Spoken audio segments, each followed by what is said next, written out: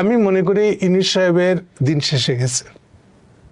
শুনতে খারাপ লাগবে আপনাদের আমার কথাটা শুনে, রিয়েলিটি দিন আসছে এখন শেষ হবে। হওয়ার পরে যে ক্ষমতা নেবে পাবলিক সাপোর্টেড, সবচেয়ে ইম্পর্টেন্ট ফ্যাক্টর হবে এখানে পাবলিক সাপোর্ট। মূল প্রসঙ্গ হচ্ছে পাবলিকের অ্যাসপিরেশন। এই অ্যাসপিরেশনটা যে নাড়া দিতে পারবে, সেটা বিদেশি থাকুক দেশেই থাকুক, মেইন ফ্যাক্টর আমি আবার বলতেছি, ডিটারমিনিং ফ্যাক্টর যে পাবলিকের মাইন্ডটা এটা ঘুরে গেছে। তারই রিফ্লেকশন হলো ডাকসু ইলেকশন, মানে ডাকসু ইলেকশন।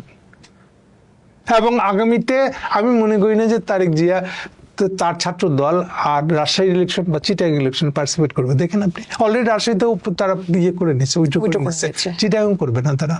এখন তারা মনে করে যে তাদের বিগেস্ট মিস্টেকটা হয়েছে ডাকসু হইতে দেওয়াটা, এটা এক্সপোজ হয়ে গেছে। আচ্ছা একটা খালি বাক্য বলে দিই, অরিজিনাল মিস্টেকটা হলো তারেকের।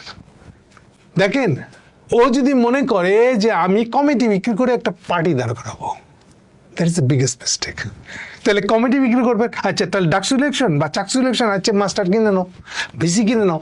আরে সবই যদি কিনে নেবেন তাহলে রাজনীতি হলো ওইটা আজিব না আপনি। এটা হলো মূল রাজনীতি বলে একটা কিছু থাকে, তার ভিতরে এগুলো থাকতে পারে ছোটখাটো পকেটে, কিন্তু আপনি ওটাকেই মুখ্য বানাই দিচ্ছেন। রাজনীতির কোয়ালিটিটাই তাউলায় ফেলেছে প্রসঙ্গ। না কোয়ালিটি বলতে the way it is political party structure মধ্যে তো গন্ডগোল পাকা ফেলছেন।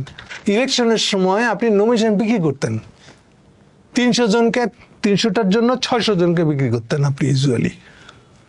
তো আপনি ওটা দিয়ে আবার রাজনীতি করতে যাচ্ছেন। এখন তো আরো এটা কমিটি করা পর্যন্ত চলে গেছে, কে চাঁদা তুলবে সেই পর্যন্ত না। কিন্তু এই রাজনৈতিক ধরন যে বদলাতে চান, এটা তো আমাদের সব রাজনৈতিক দলই বলেছে 24-এর পরে যে আমরা ধরন বদলাতে চাই। বুয়া বরং উল্টাটা করছে এনসিপি একই সমস্যা। কেন তারা চাঁদাতে ঢুকতে গেল?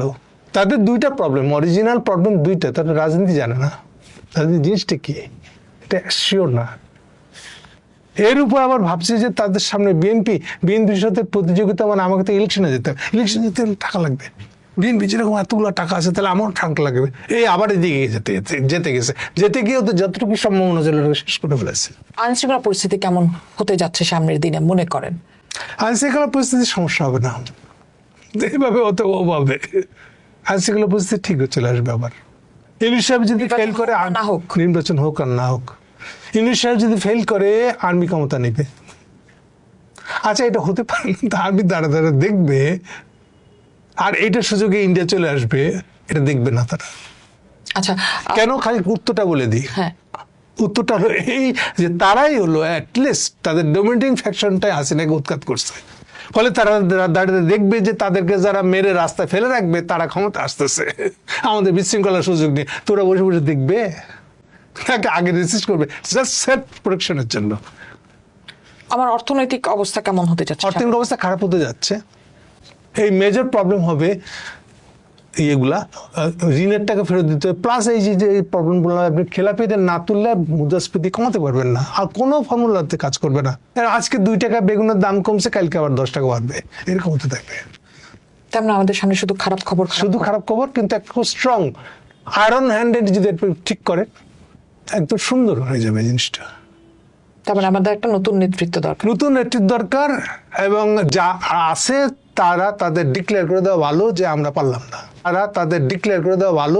পারলাম না।